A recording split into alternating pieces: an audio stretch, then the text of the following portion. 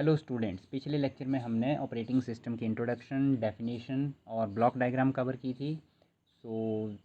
आज हम उससे आगे कवर करेंगे। चलिए शुरू करते हैं।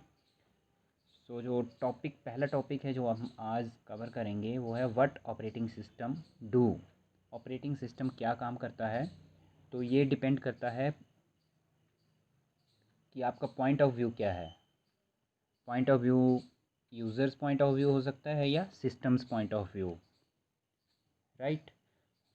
फर्स्ट हम यूज़र्स पॉइंट ऑफ व्यू से देखते हैं कि ऑपरेटिंग सिस्टम के क्या काम हो सकते हैं। तो फॉर यूज़र को क्या चाहिए? User wants convenience, ease of use and good performance.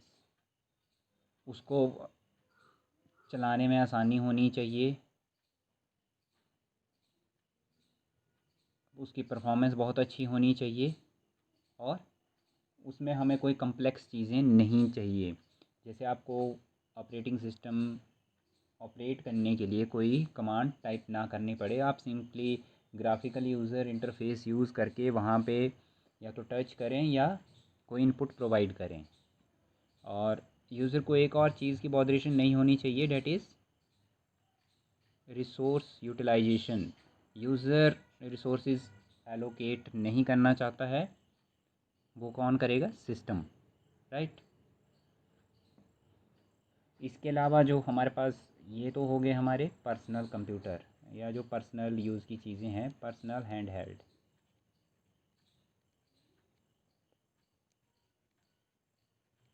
Held devices,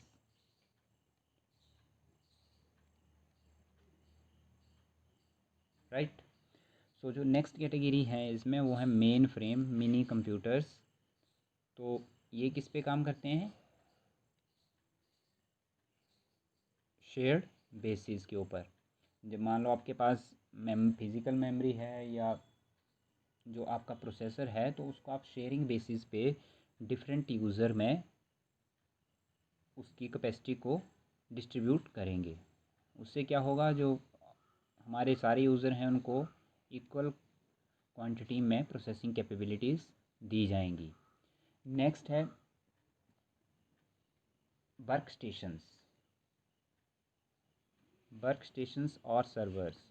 तो आप सर्वर के ऊपर अगर कोई सर्विसेज परचेज़ करते हैं तो वो आपको डेडिकेटेड स्पेस प्रोवाइड करेंगे। उसमें काम करने के लिए आपको फिज़िकल मेमोरी प्रोवाइड की जाती है एंड स्टोरेज भी प्रोवाइड की जाती है। तो ये आएंगे आपके डेडिकेटेड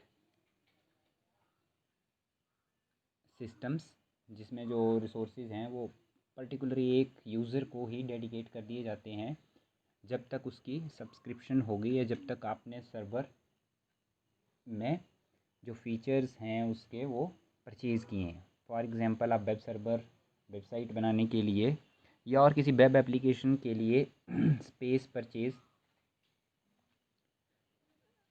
वेब एप्लीकेशन बनाने के लिए स्पेस परचेज़ करते हैं, तो वहाँ पे आपको डेडिकेटेड रैम एंड स्टोरेज मिलेगी, right.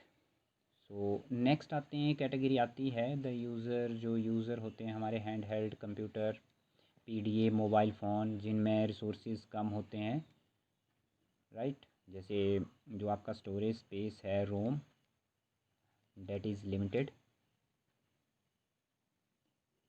It may be 16 GB, it may be 32 GB, it may be 64 GB, it may be 128 GB। तो अभी इनकी capacity with the passage of time increase हो रही है।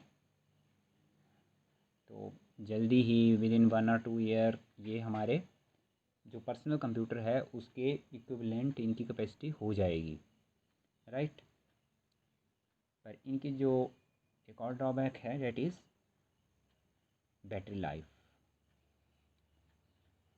अगर आप इनको फ्रीक्वेंटली चार्ज करना पड़ता है तो जो आपकी प्रोसेसिंग है वो बैटरी लाइफ पे भी डिपेंड करेगी। अगर आप ज़्यादा हार्ड प्रोसेसिंग करेंगे तो बैटरी लाइफ फास्ट कंज्यूम होगी, तो इसलिए जो ऑपरेटिंग सिस्टम है उसको मोबाइल डिवाइसेस के लिए जो ऑपरेटिंग सिस्टम होगा वहाँ पे बैटरी को भी ध्यान में रखना पड़ता है।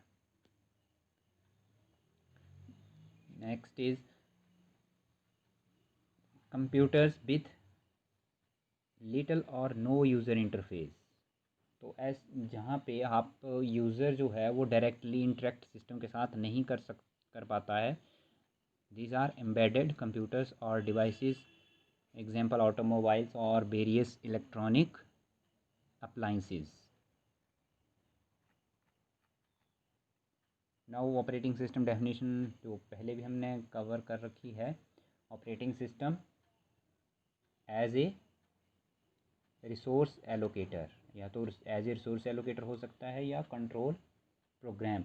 एक तो ऑपरेटिंग सिस्टम का काम होता है जो उसके पास रिसोर्सेज है, जो हार्डवेयर है उसको एफिशिएंटली उसने जितनी भी एक्टिव प्रोसेसेस हैं उनको एलोकेट करना होता है। तो जो भी रिसोर्सेज आपने कंप्यूटर के साथ अटैच किए हैं, इनपुट डिवाइसेस, आउटपुट डिवाइसेस या ऑन बोर्ड जितने भी कंपोनेंट्स हैं उनको मैनेज करना ऑपरेटिंग सिस्टम का काम है।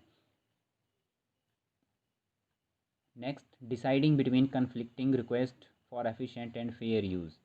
तो जहाँ पे जो प्रोसेसेस हैं वो रिसोर्सेज के लिए रिक्वेस्ट भेजेंगी तो उनको एलोकेशन करनी है या नहीं करनी है, या कन्फ्लिक्टिंग है कि किसी प्रोसेस के पास ऑलरेडी रिसोर्सेज हैं, वो एडिशनल रिसोर्सेज की डिमांड कर रहे हैं, क्या वो वहाँ पे ज़रूरी है या नहीं है। तो फेयर यूज़ कौन प्रोवाइड करेगा? Operating system. ऐसा ना हो कि सारे जो रिसोर्सेज हैं वो एक ही प्रोसेस को आपने एलोकेट कर दिए हैं। नेक्स्ट, जो ऑपरेटिंग सिस्टम का पॉइंट ऑफ व्यू है डेट इज़ कंट्रोल प्रोग्राम। तो जो भी प्रोसेसेस या प्रोग्राम वहाँ पे एग्जीक्यूट हो रहे हैं उनको कंट्रोल भी करना है। रिसोर्स मैनेजमेंट अलग पॉइंट है, जो प्रोग्राम की एग्जीक्यूशन है वो भी ऑपरेटिंग सिस्टम कंट्रोल करता है। राइट, कौन सी इंस्ट्रक्शन कब पास ऑन करनी है, उससे क्या होगा, जो हमारे एरर्स हैं जो अक्सर हो सकते हैं ड्यूरिंग एग्जीक्यूशन उनको हम रिमूव कर सकते हैं।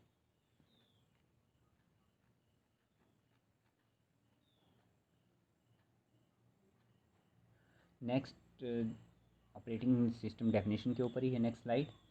तो जैसा कि आप देख रहे हैं ऑपरेटिंग सिस्टम की कोई यूनिवर्सली एक्सेप्टेड डेफिनेशन नहीं है।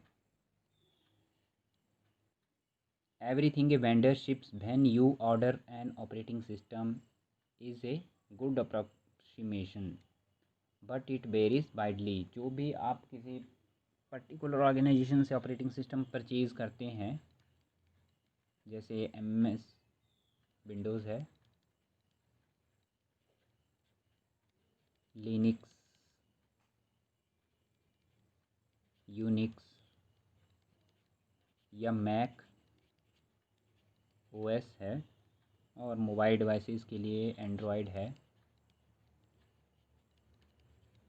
तो जो भी ऑर्गेनाइजेशन जिससे भी आप ऑपरेटिंग सिस्टम परचेज़ करते हैं या जो ओपन सोर्स है उनको डाउनलोड करते हैं, उसके अंदर वो क्या क्या पैकेज आपको प्रोवाइड करते हैं उसके बेसिस पे आप ऑपरेटिंग सिस्टम की डेफिनेशन फ्रेम कर सकते हैं। लेकिन जो उसका मेन कंपोनेंट है जो कंप्यूटर की थ्रू आउट एग्जीक्यूशन में ऑन रहता है या काम करता है उसे कहते हैं kernel. Kernel is the first process which start its execution after be power on a computer। और जो भी प्रोसेस इसके बाद में आएगी ये एज ए उसके पेरेंट काम करेगा। राइट, तो कर्नल के अलावा बाकी जो प्रोग्राम्स एग्जीक्यूट होते हैं उनको हम सिस्टम प्रोग्राम या एप्लीकेशन प्रोग्राम भी बोल सकते हैं। तो बेसिकली जो कर्नल है that is most important part of A operating system.